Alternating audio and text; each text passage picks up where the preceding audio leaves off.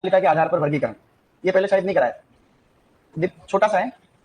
दीप्ति कालिका के आधार पर यानी फोटो पीरियोडिज्म के अकॉर्डिंग, आधार पर, इसको बोलते हैं photo periodism. Photo periodism, photo periodism के आधार पर वर्गीकरण है गाइस। छोटा सा वर्गीकरण 2 मिनट का खाली। तो ऐसे टॉपिक डालो, हाँ आधे पेज में आएगा। ऐसे देखो, दीप्ति कालिका के आधार पर यानी बेस्ड ऑन फोटो पीरियोडिज्म। देखो प्लांट्स जो होते हैं ना, प्लांट्स, ये प्लांट फ्लावरिंग के लिए अलग अलग तरीके से व्यवहार करते हैं। जैसे पौधे के ऊपर प्रकाश की अवधि का फर्क पड़ता है, यानी कि पौधे के लिए यानी फूल आने के लिए, फ्लावरिंग के लिए यानी पुष्पन के लिए अलग अलग पौधों को अलग अलग अवधि के लिए प्रकाश मिलता है, कोई उनमें फूल आता है। इसी तरीके से एक वर्गीकरण और है, उसको बोलते हैं अपन फोटोथर्मो पीरियोडिज्म। क्या बोलते हैं? फोटोथर्मो पीरियोडिज्म या थर्मो पीरियोडिज्म, सीधा उसको थर्मो पीरियोडिज्म बोलो। पौधे के ऊपर तापमान से होने वाले परिवर्तन, यानी पौधा तापमान से प्रभावित होता है, उसको बोलते हैं थर्मो पीरियोडिज्म। प्रकाश की अवधि से फर्क पड़ता है, उसको बोलते हैं अपन फोटो पीरियोडिज्म। इसमें इस फोटो का मतलब होता है लाइट। क्या होता है गाइस? लाइट। लाइट का मतलब होता है प्रकाश, ठीक है। और पीरियड शब्द का मतलब अवधि। पीरियड का मतलब क्या होता है? अवधि यानी ड्यूरेशन, ठीक है, ड्यूरेशन। तो कहने का मतलब प्रकाश की अवधि जो है उसका पौधे के पुष्पन के ऊपर जो फर्क पड़ता है, फूल आने के ऊपर, तो इसी को हम लोग फोटो पीरियोडिज्म कहते हैं। सबसे पहले गार्नर और एलार्ड नामक व्यक्ति ने इस पौधे के व्यवहार को देखा। गार्नर व एलार्ड, गार्नर और एलार्ड व्यक्तियों के नाम है जिन्होंने फोटो पीरियोडिज्म की परिभाषा दी और सबसे पहले इसको वर्गीकृत किया। इसके आधार पर 3 प्रकार के होते हैं प्लांट्स फोटो पीरियोडिज्म के अकॉर्डिंग। ऐसे पौधे जिनको लंबे दिन का प्रकाश चाहिए उनको कहते हैं लॉन्ग डे प्लांट। क्या कहते हैं guys? Long day plants. Long day plants को हम लोग कहते हैं एलडी। क्या बोलते हैं गाइस? यानी कि एक स्टैंडर्ड है 12 घंटे का। क्या है? 12 घंटे का। ऐसे पौधे जिनको 12 घंटे से अधिक प्रकाश चाहिए उनको हम लोग लॉन्ग डे प्लांट कहते हैं, ठीक है। इनको शॉर्ट नाइट प्लांट भी कहा जाता है। क्या कहते हैं हम? शॉर्ट नाइट प्लांट, जिनको अंधेरा कम चाहिए, शॉर्ट नाइट प्लांट, ठीक है। S D, short night, S N P, ठीक है। ये नाम ज्यादा प्रचलित है। दूसरा जो प्लांट्स होते हैं जिनको 12 घंटे से ज्यादा अंधेरा चाहिए, क्या चाहिए गाइस? उनको बोलते हैं लॉन्ग नाइट प्लांट्स। क्या बोलते हैं? लॉन्ग नाइट प्लांट्स, शॉर्टकट में बोलते हैं इनको LNP। इसका अन्य नाम है शॉर्ट डे प्लांट। अगर रात बड़ी चाहिए तो दिन छोटा नहीं हो जाएगा? शॉर्ट डे प्लांट यानी कि SDP। और एक है जिसके ऊपर प्रकाश की अवधि का कोई लेना देना नहीं है, उसको कहते हैं डे न्यूट्रल प्लांट। क्या बोलते हैं गाइस? डे न्यूट्रल प्लांट यानी कि DNP बोलते हैं, ठीक है, DNP, डे न्यूट्रल प्लांट। इनको बोलते हैं अपन दीर्घ दिवस प्रभावी पौधे, लघु दिवस प्रभावी पौधे और दिवस निष्प्रभावी पौधे। समझे? मैंने जब गुलदाउदी पढ़ाई तब आपको बताया होगा, जैसे गुलदाउदी का पौधा होता है ना, वैसे तो वो शॉर्ट डे है। कैसा है? शॉर्ट डे है, लेकिन उसमें वनस्पति वृद्धि के लिए लॉन्ग डे कंडीशन प्रोवाइड की जाती है। उस दिन अपन ने एक फूलों वाला वीडियो देखा, तुम्हें याद? फूलों वाला वीडियो देखा ना? उस फूलों वाले वीडियो में वो बता रहा है कि हम दिन के अंदर काली पॉलीथीन रखते हैं। कभी कभी दिन में भी हम पॉलीथीन रख देते हैं। दिन में पॉलीथीन रखते हैं, कब रखते हैं? जब उसको शॉर्ट डे की कंडीशन चाहिए होती है। छोटा दिन का मतलब कम चाहिए प्रकाश, तो ऐसे में रात लंबी चाहिए, तो 12 घंटे की तो रात होगी, और वो दिन के 4-5 घंटे में पॉलीथीन रख देते हैं, तो और रात बड़ी हो जाती है। तो उससे क्या इसको फायदा होता है वो भी। और यहाँ पे क्या करते हैं, वो रात में लाइट और लगाते हैं। तो 12 घंटे का तो दिन होता ही है, और लॉन्ग डे का मतलब और दिन बड़ा चाहिए, तो वो क्या करते हैं 4-5 घंटे के लिए रात को लाइट लगाते हैं उस बगीचे, उसमें पोली हाउस के अंदर। उससे क्या उसकी वनस्पतिक वृद्धि बहुत अच्छी होती है। तो लॉन्ग डे प्लांट मतलब उसके केस में, गुलदाउदी के केस में एक्चुअली क्या होता है कि गुलदाउदी की वनस्पतिक वृद्धि अच्छी होती है, और फूल आते समय उसको छोटा दिन चाहिए। तो छोटा दिन चाहिए तो दिन में 12 घंटे, तो दिन में वो 4-5 घंटे के लिए काली पॉलीथीन चढ़ा देते हैं अंदर, ऑटोमेटिक होता है, हाईटेक पोली हाउस। तो ऐसा है। तो अब हम लोग बात करते हैं कि कौन कौन से उदाहरण है। तो जितनी भी द्विवर्षीय सब्जियां होती है, बताओ द्विवर्षीय सब्जियां कौन कौन सी? जैसे कि प्याज, जैसे कि आलू, जैसे कि फूल गोभी के अलावा पत्ता गोभी, बोलना बेटा शाबाश, पत्ता गोभी, जैसे कि गाजर, जैसे कि मूली, जैसे कि पालक। क्या है बेटा? पालक। तो इस प्रकार से ये आप यहाँ देख पा रहे हो। तो प्याज, आलू, फूल गोभी, पत्ता गोभी, गाजर, मूली, पालक, ये सारे कौन से प्लांट है? Long day plants. आप ये नाम याद रखना और ये नाम याद रखना, ठीक है। वो तो मैंने और एक्स्ट्रा बताया, ये दोनों प्रचलन में है, और तीसरा वाला एक ही है बस। Long day plant, short day plant, और ये कॉमनली शब्द चलते हैं उपयोग में। ऐसे कौन से प्लांट है जो इस श्रेणी में आते हैं शॉर्ट डे के अंदर? तो शॉर्ट डे के अंदर आते हैं गुलदाउदी, जानते हो गुलदाउदी? गुड। पाइनएप्पल, इसके अलावा जो है शकरकंद और स्ट्रॉबेरी, जानते हो स्ट्रॉबेरी को? गुड। ये लो भैया स्ट्रॉबेरी। इसके अलावा डे न्यूट्रल प्लांट में कुछ है, जैसे कि बैंगन है, बैंगन, मिर्च, भिंडी, खीरा इत्यादि। इसके अलावा डे न्यूट्रल प्लांट के अंदर कुछ और भी है, जैसे अमरूद है, पपीता है आदि। अमरूद, पपीता आदि, क्या तुम्हें याद रह जाएगा?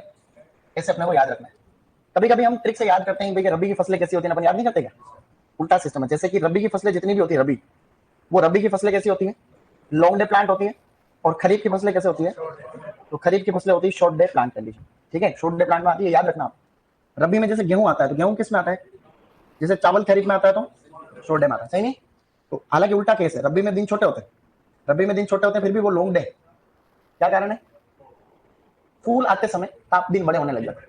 जैसे लॉन्ग डे प्लांट जो होते हैं, अब गेहूं का आपने लगाया नवंबर में, और फूल आते आते समय मार्च अप्रैल आएगा, और अप्रैल में हार्वेस्टिंग होती है, तो मार्च के अंदर दिन बड़े होने गए। अपन ने पढ़ा कि फूल आते समय कैसा पौधा व्यवहार करता है, सही नहीं? तो फूल आएंगे, जैसे खरीफ में आपने लगाया जून जुलाई के अंदर या जुलाई में, लेकिन सितंबर अक्टूबर के पास में जब इसके अंदर फूल आएंगे तो दिन छोटे होने लग जाएंगे, तो ऐसे में इसको क्या बोलेंगे? Short day plant. अब आपको लिखना है, बस इतना ही है, लिख लो 2 मिनट। टॉपिक डाल दो, फोटोपीरियोडिज्म। ड्यूरेशन का मतलब होता है अवधि, मैंने अधिक लिख दिया सॉरी, तो तुमने बोला ही नहीं मेरे को, अवधि लिखना था, अधिक नहीं अवधि। ड्यूरेशन यानी अवधि होती। अवधि एक भाषा भी, मतलब रामचरितमानस कौन सी भाषा में? रामचरितमानस अवधि भाषा में, पता नहीं।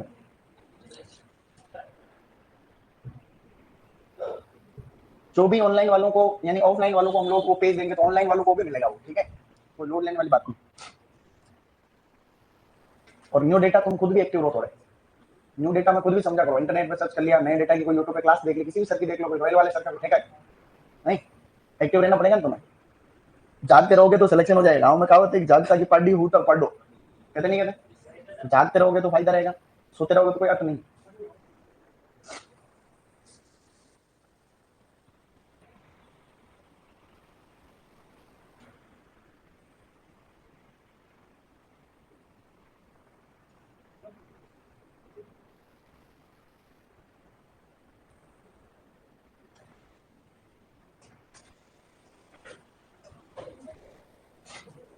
एग्रीकल्चर सुपरवाइजर का जो राजस्थान का संगठन है वो धरना प्रदर्शन कर रहे हैं, ताकि एग्रीकल्चर वालों को भी थोड़ा भत्ता भत्ता मिले, प्रमोशन के चांस मिले, ठीक है ना? मैं आपको एग्रीकल्चर के बारे में इसलिए बता रहा हूँ कि एग्रीकल्चर सुपरवाइजर के बारे में मैं काफी चीजें जानता हूँ, ठीक है? अच्छी खासी चीजें जानता हूँ, और मैं ये मतलब ठीक ठाक हूँ मैं इस मामले में। और मैं जब सुपरवाइजर बना था मेरी रैंक 58 थी, उस सुपरवाइजर में बना था उस साल मेरी रैंक 58 थी। अब मैं बना तब बना, छोड़ो उसको, लेकिन 58 रैंक थी, मतलब ये बात सच। उस समय पोस्ट बहुत सारी थी, 2224 या 2422 ऐसे कुछ, 24 नहीं 2224 कुछ ऐसे, इतनी पोस्ट थी। लेकिन पोस्ट थी तो रैंक तो सही है ना, रैंक तो 500 पोस्ट होती तो भी यही हो, नहीं सही नहीं? उससे क्या है? लेकिन यूं है, रैंक से फर्क पड़ता नहीं है। मैं तुम्हें एक चीज तो पहले बता देता हूँ, जो पेपर का लेवल होता है उससे आपका लेवल ज्यादा होगा तभी आपका सिलेक्शन होगा, ये तो बात मान के चलो। मतलब जो कृषि पर्यवेक्षक का लेवल होता है उससे आपका लेवल ज्यादा चाहिए तो ही आप बनो। जिस दिन आपको लग जाएगा कि मैं ये डिजर्व करता हूँ, मेरा सुपरवाइजर में मेरा लेवल है, तो आपका फिर किसी भी नौकरी में हो जाता है। तो सिलेक्शन लेने के कई रास्ते होते हैं, उनमें से कोई भी एक रास्ता आपको फॉलो करना रहता है।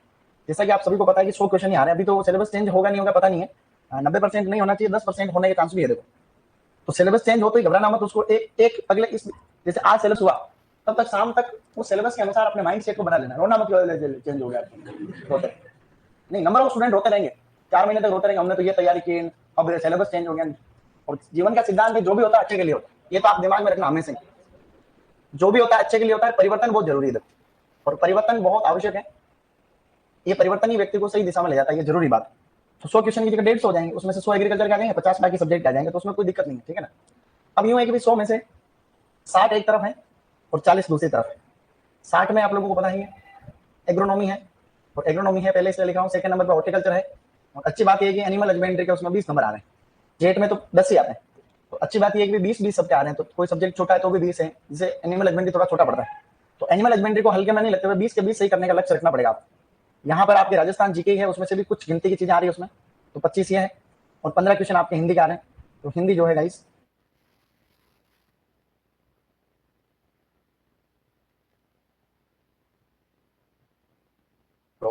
अब इन सबको मिलाएंगे तो अपने पास में 100 क्वेश्चन हो गए।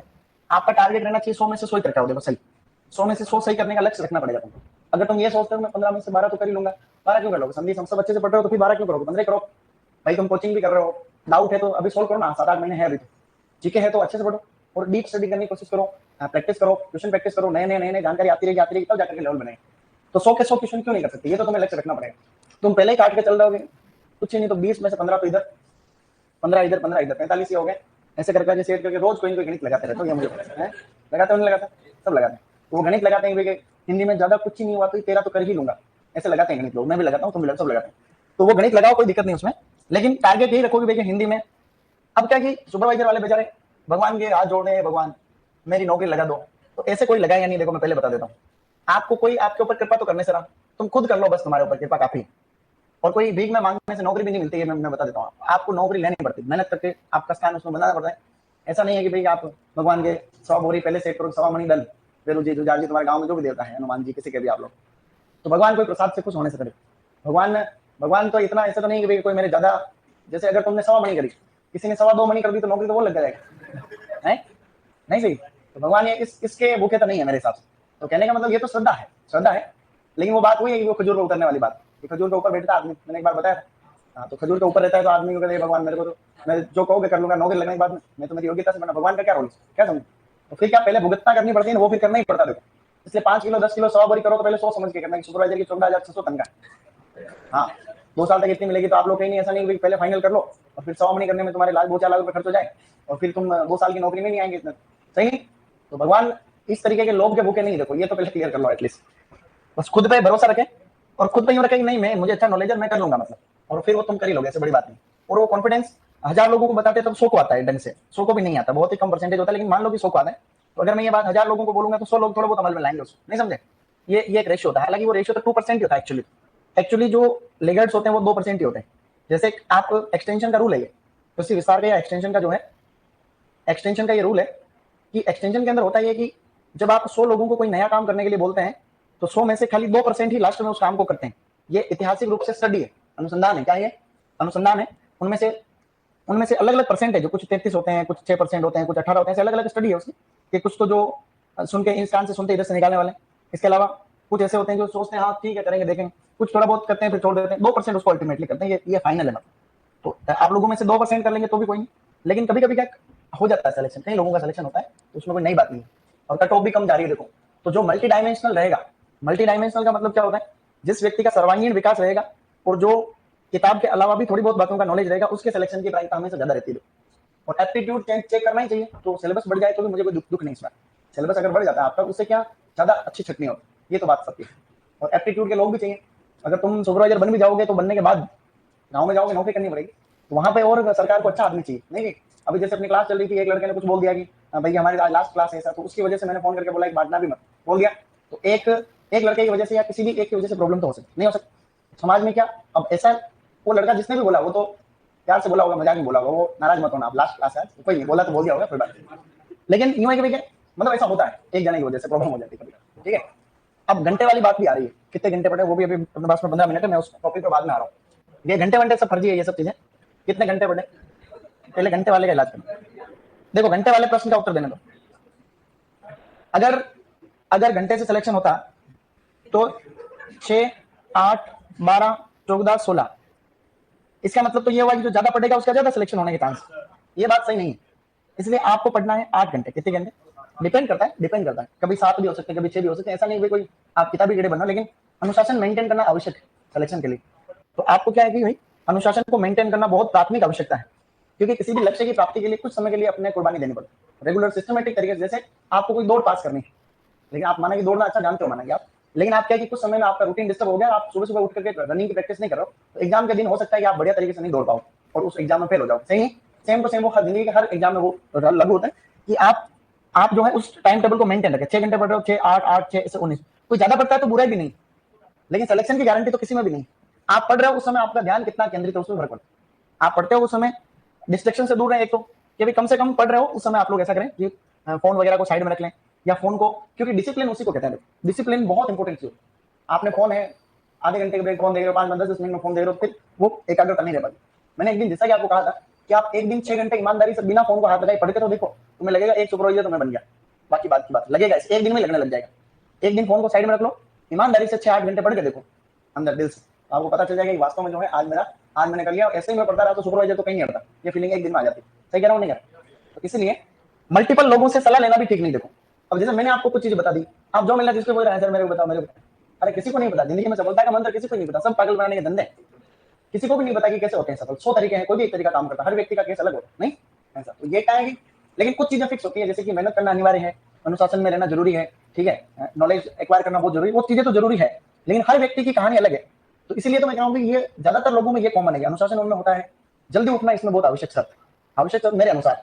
इसमें भी कोई किंतु परंतु हो सकते हैं, लेकिन मेरे अनुसार जल्दी उठना ज्यादा ठीक है। कम से कम 6 बजे तो उठे, 5 बजे का तो बनी कुछ, हाँ 6-7 मतलब नहीं, तुम लोग नहीं तो 7 में तुम और बढ़ा दो तो कोई उसमें नहीं है। लेकिन ऐसे लोग भी हैं देखो, जैसे वो एलन इंस्टीट्यूट थे, वो नहीं है डायरेक्टर, 4 भाई, उनमें से एक भाई है जो ज्यादा संभालता काम, उनका नाम भूल गया मैं भी। वो क्या करते थे कि वो 9-10 बजे सो जाते थे और सुबह 3:15 बजे से लेकर के कुछ सुबह कुछ 6:30 बजे तक पढ़ते थे, 3:15 से 6:30 ऐसे कुछ बता रहे थे कल। इस समय बिल्कुल कोई डिस्टर्ब भी नहीं करता, और सारा खेल हैबिट्स का, सारा खेल क्या होता है, अब तुम किताबें नहीं पढ़ते तो उनकी सिलेबस की नहीं पढ़ी जाए, तो तुम बाकी एक किताब आती है पावर ऑफ हैबिट्स, कि आदतों का कितना रोल होता है। आप एक दिन 3:15 बजे उठोगे तो तुम तो 10 मिनट में सो जाओगे वापस, लेकिन आदत बनानी पड़ती। बड़े बुजुर्गों ने कहा है, ये भी स्टडी है कि 21 दिन में नई आदत बनने में आपको टाइम लगता है, 21 दिन में। लेकिन मेरे हिसाब से इसको आप कम भी कर सकते हैं, आप 10 दिन में अगर आपके अंदर की विल पावर, आप अंदर से स्ट्रॉन्ग हो, तो आप 2 दिन में आदत बना सकते हैं। लेकिन आपकी बॉडी को टेलने में, आप मेंटली आप 21 दिन का मतलब आपकी बॉडी से बाधी हो जाते हैं। तो आप 3:15 बजे उठो, 6 बजे उठोगे तो भी उतना ही जोर आएगा, 3:15 बढ़ोगे तो जब भी उठोगे तो जोर तो नहीं, दिन में सो के उठोगे तो भी जोर आएगा, ये तो फिक्स है। तो वो जोर 3:15 बजे 4 बजे आने में क्या दिक्कत, जोर तो आने ही, कभी भी उठो, नींद से तो आदमी दापेगा नहीं सकता, नींद तो तुम कितने भी सोते रहो, कुंभकर्ण है सब, तो नहीं दापेंगे। तो कहने का मतलब अनुशासन आवश्यक है, आप 6 से 8 घंटे मेंटेन करें। और अगर आप वास्तव में ईमानदारी से 6 घंटे से लेकर के 8 घंटे आप पढ़ रहे हैं, ईमानदारी से पढ़ रहे हैं, तो हल्का फुल्का आप लोग मनोरंजन को भी टाइम दे सकते हैं, अगर आप अनुशासित हैं तो। ऐसे नहीं क्रिकेट खेलने लगे 1-2 मैच और खेले तो रात को 9 बजे आ रहे थक गए ना, तो हो नहीं रहा। घूमने जा सकते हो हल्का फुल्का, मौसम सावन का है तो हल्का 2 घंटे 1 घंटे, कभी ऐसा, मतलब डिपेंड, वो भी व्यक्ति से व्यक्ति डिपेंड करता है। खाना अच्छा खाने की जरूरत पड़ती है, लेकिन अगर अंदर से स्ट्रॉन्ग हो तो सब चीजों के साथ में कॉम्प्रोमाइज पॉसिबल है। अंदर से स्ट्रॉन्ग है तब, अगर आप अंदर से स्ट्रॉन्ग है, मतलब जैसे वो 12th फेल वाली मूवी नहीं थी, तो इतना अगर आपके अंदर डिटर्मिनेशन है, अंदर दृढ़ शक्ति ऐसे है, नहीं वो ऐसी लड़की वाली बात नहीं, वो लड़की आई उससे पहले भी तो करता था भाई, लड़की आई उससे पहले भी मेहनत करता था, लड़की तो वो तो बाई प्रोडक्ट है भाई। आदमी मेहनत करता है तो भगवान कोई ना कोई एक्स्ट्रा गिफ्ट जरूर देता है उसको, तो होता है। जैसे कि कोई भी अभिक्रिया होती है, प्रकाश संश्लेषण की रासायनिक अभिक्रिया हो रही है, उस अभिक्रिया के अंदर आपके कार्बन डाइऑक्साइड, उसके अंदर जो है अपने क्या कहते हैं उसको, कार्बन डाइऑक्साइड ले रहा है वो, और एक तरीके से उसमें जो है लाइट की एनर्जी वगैरह यूज हो रही है, क्लोरोफिल वगैरह, आगे चल करके आगे कार्बोहाइड्रेट बन रहा है, तो बाई प्रोडक्ट में ऑक्सीजन मिल रहा है। क्या मिल रहा है? ऑक्सीजन। मेन प्रोडक्ट तो उसका पौधे के लिए क्या आवश्यक है, पौधे के लिए आवश्यक तो कार्बोहाइड्रेट है, भोजन है, लेकिन ऑक्सीजन एक्स्ट्रा मिलती है जो मेहनत आप व्यक्ति करता है। एक चीज और मैं एक्सपीरियंस बता देता हूँ आपको, एक चीज है, तो मैं तो मेहनत कर रहा हूँ, मैंने सुपरवाइजर तैयार की, डबल बन गया, लो पढ़ा भी रहे यहाँ पे। और जब भी एक ये भी है, अब क्या हुआ, ये भी एक समस्या, ये समस्या बड़ी है तुम्हारी अकेले की नहीं। जब आदमी कोई मेन बात बताता है उसको नहीं पकड़ता आता। जैसे मैं आरसी कॉलेज के अंदर एक नर्सरी का मैंने ऐसे वीडियो डाला था, नर्सरी का ऐसे वीडियो हम ऐसे वो बना रहे थे, तो मेरे साथ में मेरी कुछ क्लासमेट लड़कियां हैं, वो पीछे काम कर रही, तो मैं वीडियो का कुछ नीचे कमेंट, सर पीछे कौन, अरे मेरे को देख लो पहले, मतलब तो वो फोकस भी आपको बदलना पड़ सकता है। देखो वो भी आपकी एकाग्रता को भंग करेगा, तो कुछ समय के लिए आपको उससे दूर रहने की कोशिश करनी है, ठीक है। आज इन तक कोई दूर नहीं रह सका है, फिर भी कोशिश कर लेना एक बार, ठीक है। अगर तुम्हारे इधर सुपरवाइजर का सिलेक्शन है और इधर तुम हो, मैंने पहले बता दिया है, और इधर आप लोगों को कोई डिस्ट्रैक्शन दिख रहा है, तो ऐसे केस में आदमी इधर जाएगा, ठीक है, सुपरवाइजर की तरफ कोई नहीं जाएगा, और जो जाएगा वो बन जाएगा। तो कहने का मतलब